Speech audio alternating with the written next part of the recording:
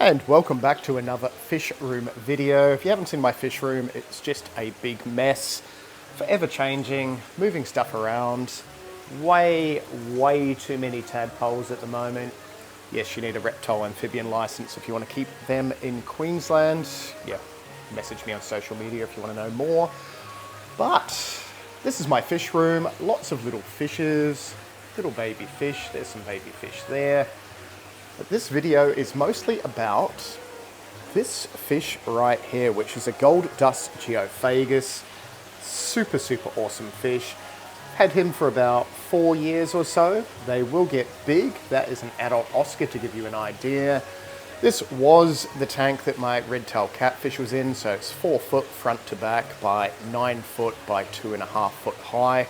Very big tank joined to another very big tank all the way down the bottom in a big sump and stuff. I was going to do just a normal fish room tour video, but then he decided to breed with his girlfriend, and we will tell you what happened to his girlfriend at the end of this video because she's not in this tank anymore.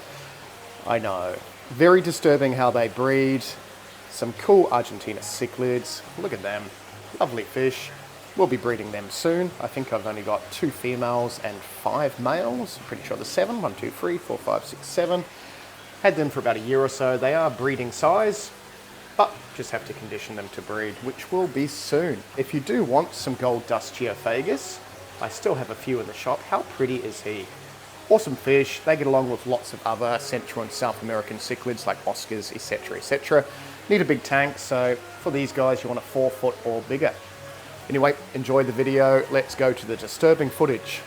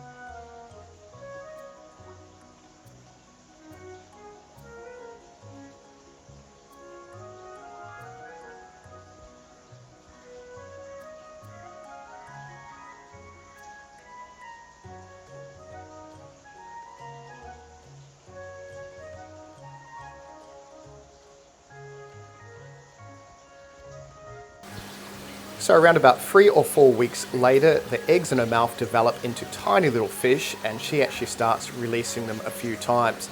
So usually after about a week or two of her holding the fry, we'll transfer her gently into another tank so she's not harassed by any of the other cichlids, because during this time they don't eat, they just want to chill and hide somewhere and then eventually release their babies. Unfortunately, these are not her babies. These are other cichlids, but that'll give you a rough idea of what they'll look like when they come out of the mouth. Unfortunately, we had a very bad mishap.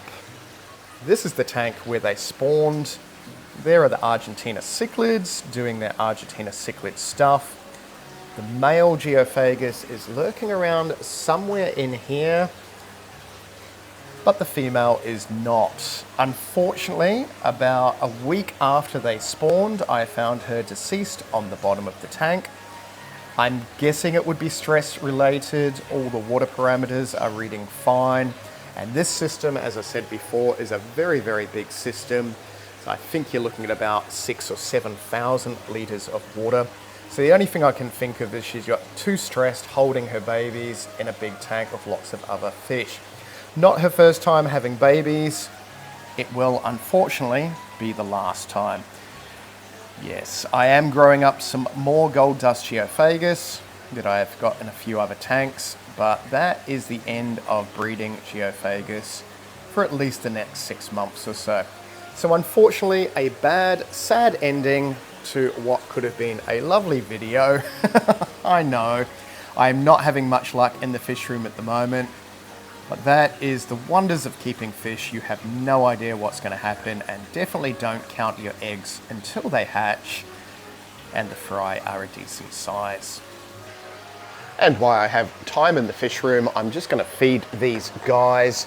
I did notice while I was filming this video, and there's some food there. If you want to know what I'm feeding stuff, it is more Dimax food. What's this? Massive Achieve. These are the smaller little pellets. And you can see how small they are compared to the Oscars. So I think these Oscars are around about 30, 35 centimeters. They get a little bit bigger. That wild caught Oscar there is probably going on about sort of 28 centimeters. So this geophagus is, well, how big would you be a cichlid? I would say he's probably around about that 26, 27 centimeter size, to give you an idea. Because those silver cichlids, the Argentinas, are hovering about 30 centimeters. So you can see what the Oscar there. I know, it's very, very hard to give you how big everything is in this video because these tanks are huge. Well, here are some giant gouramis that are around about 2 foot to give you an idea. Big fish. But what we did see in this tank, and I will do, there's another Oscar, hello. I did get this Oscar with a funny, weird face, I know. But our wolf cichlids, our dovies, there's the female there. There's the male right there. Here's a big fish. He's probably about 50 centimeters or so. She has laid eggs in that pot. And we can't really see it because there's an Oscar in the way. And now there's a giant gourami in the way. Here's a very, very big fish. I was going to call him a fush. Here's a fush. So yeah, so wolf cichlids are very big, called a wolf cichlid because they've actually got teeth in their mouth. I will have some babies of these soon. There she is. She's a pretty fish.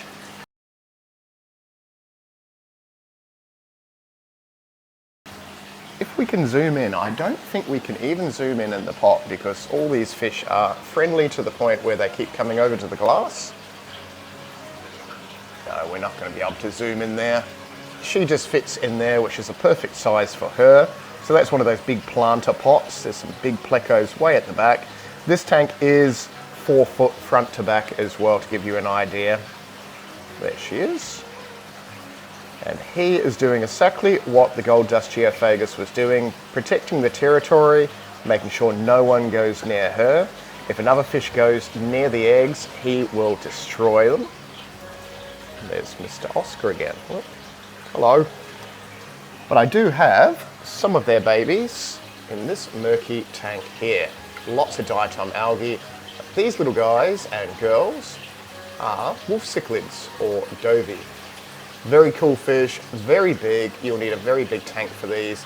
Not easy to keep them with bigger fish.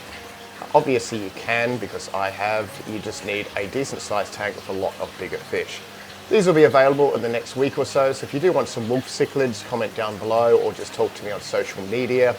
I also have some super cool and terrified, they'll come to the front, come on, T-bar convicts, which is not a normal convict. Very pretty fish as they mature, but they are ready as well.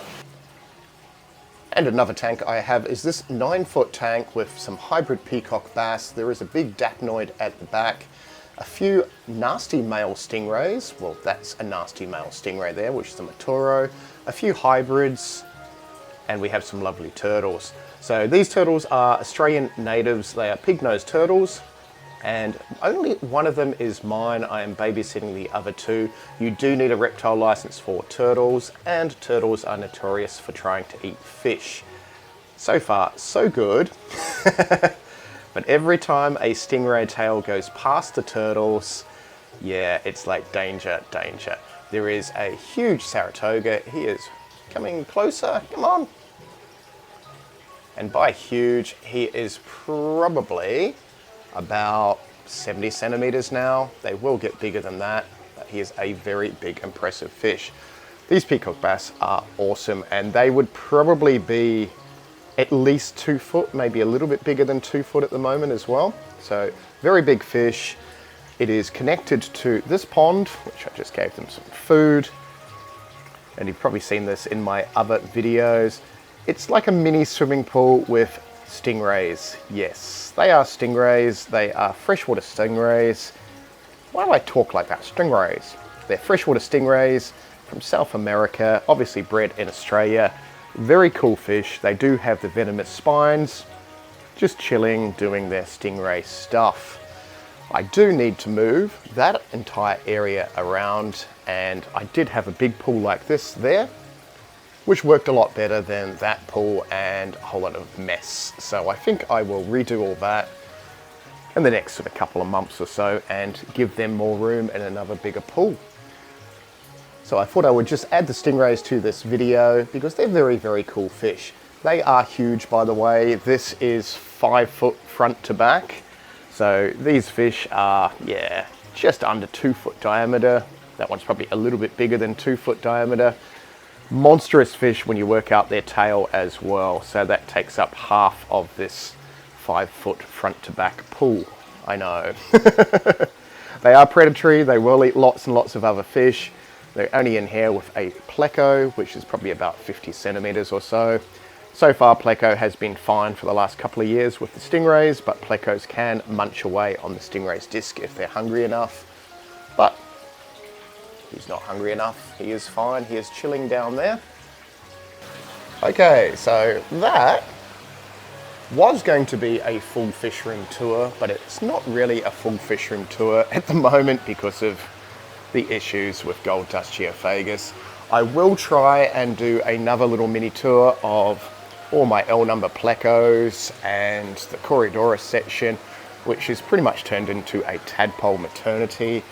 I know, I need to get rid of all these guppies and stuff. There's some cool little Corydoras for the people wanting to see Corydoras. So we have peppered Corydoras and some little bumblebee Corydoras. Don't have any of these available at the moment, but we will have them again. Anyway, thank you very much for watching. We will try and do some more videos on this, and I'll try and do a heap of reptile videos now that it's heating up for all the reptile people. So yeah, subscribe-y thing if you want to see more videos on all that sort of stuff, and we'll see you in the next one. There's stuff on the screen to watch, so watch that and enjoy.